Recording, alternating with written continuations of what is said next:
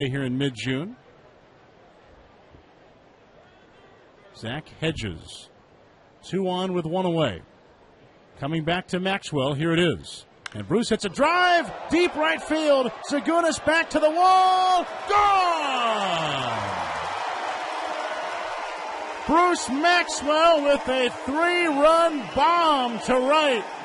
No doubter. Second of the year, RBIs 10, 11, and 12. And the Sounds lead 6-0 on a 3-run smash by Maxwell. That had to feel good for Bruce. About a month on the DL with the oblique issue. Gets back into the lineup on Wednesday, and here on Friday, blasting a 3-run shot. And he knew it right away.